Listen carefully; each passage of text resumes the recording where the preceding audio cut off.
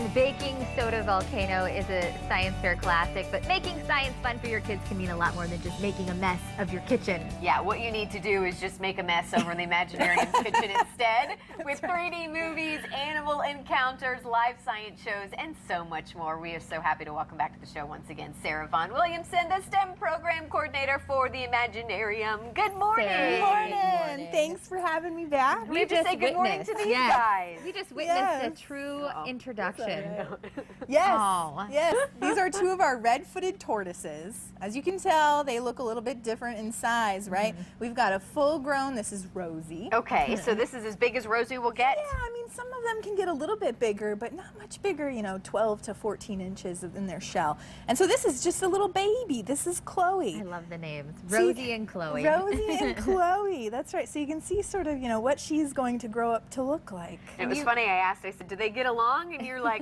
I don't know, we're going to find out. They've never met each other. So we're doing a live experiment right now on the Morning Blend. Yeah, Chloe's awfully curious about what Rosie's doing there. Yeah. Oh. So, and kind of explain what this part of the exhibit is over there at the Imaginarium. One of our most popular exhibit areas is our animal lab. Of course, people love animals. And so we have lots of different animals for you to see, from snakes to baby alligators to our tortoises here. We've got frogs, lots of stuff for you to visit in our animal lab. We also have a C2C touch tank, where if you like the marine animals a little bit more, we've got stingrays and horseshoe crabs. So cool. You can really get lost in the Imaginarium. Not just a place for kids, but I say adults too, because the experiments and things that you guys have to offer, you just can't find anywhere Absolutely. else. Someone will find, anyone will find something at the Imaginarium that will really pique their interest. It's a great place. Now, school is back in session, so what does that mean for you guys? How busy are you? I mean, I know you have a lot of field trips going on. And Weekends are pretty busy. You know, you can come down and visit us on the weekends with your family. During the week, we do offer programs for homeschool and preschool families, so if that's something that you're interested, check out our website. Any specific events that you want to talk about that are...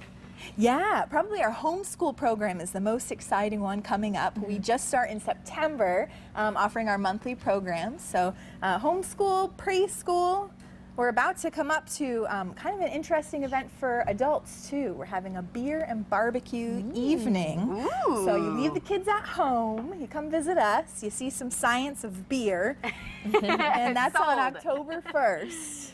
So what, October 1st. October 1st. Yeah. what really is the age range then, would you say? Oh, I would say there's something for everyone. We say from babies to grannies. You know, anyone will find something that they will find enjoyable at the Imaginarium. Yep. Yeah.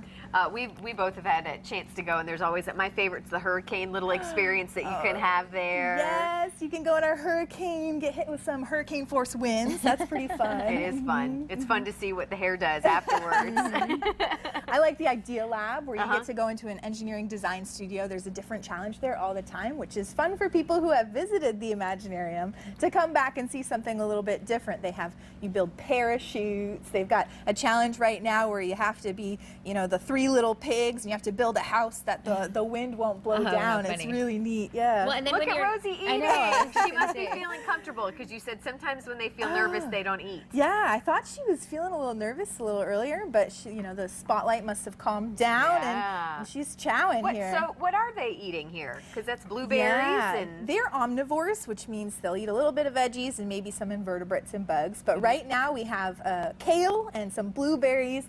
The blueberries I brought because our animal care specialist, she said those were a nice treat. So we might be able to get them to eat. Who knew kale was a nice treat? I was just telling Sarah, I feel so good because I feel like I rescued a turtle. He was on the side of the road and I put him in a preserved area. But is this a typical turtle that you're going to see here in Florida, or what kind do we normally see? Like, what would I have seen on the side of a road roaming? Hopefully not this one. This one's not native here to Florida. This is from South America. But what you're probably seeing around here in terms of tortoises, which this one's a tortoise, might be a gopher tortoise. Okay. But we also have lots of turtles here in Southwest Florida. So you'll see them on the side of the road as well. So how do you know whether, because I know some can't go into water. I mean, you have to be careful about where you put them. So what do you do if you see one in the side of the road? Well, the tortoises are the ones that don't tend to live in or really near water. You can really really tell them, you know, you see these guys are the way their tortoises, feet they've are, got maybe? elephant feet, right? When you start to get some webbed toes, they're going to be the turtles, and they're aquatic. So those ones are fine Okay. to put near water. Even these guys, you could put them near water. And they won't Obviously, go they in. won't really go in. Yeah. How old is Chloe here? I know you said she's a baby, but Chloe is a baby. She's probably about 1.5 years now. We've had her is she for going to about get as half a big year. as Rosie over there? Oh, sure. Yeah, it'll take her a little while to grow to be as big as Rosie. I'm pretty sure that Rosie is close to 5 to 7 years old. Does their shell just continue to grow with them? I mean, right? Like Yeah, yeah. I mean, you see crazy. her scales here are a little bit bigger than Yeah. than Chloe's down here. Oh, I think Yeah. she spotted the blueberries. Yep. Oh, she's she wants going. her own. Well, Sarah, again, what are your hours as we close here so people can come and check you Yeah. out? Tuesday through Saturday, we're open 10 until 5. On Sunday, we're open from noon until 5. You can always check out our special events on our website, which is www.i-sci.org. And And that's it's real fun affordable stuff. too for families, which is so nice. So, Absolutely. Always Sarah, great to always have you great back. to have you here. Thank you. Yes. Thank you. All right, up next, don't make fixing your home's AC an experiment or DIY disaster. Right, before you try to tackle the job yourself, we've got the best man for the job. That's next, but first, a look at your Fox forecast and news headlines.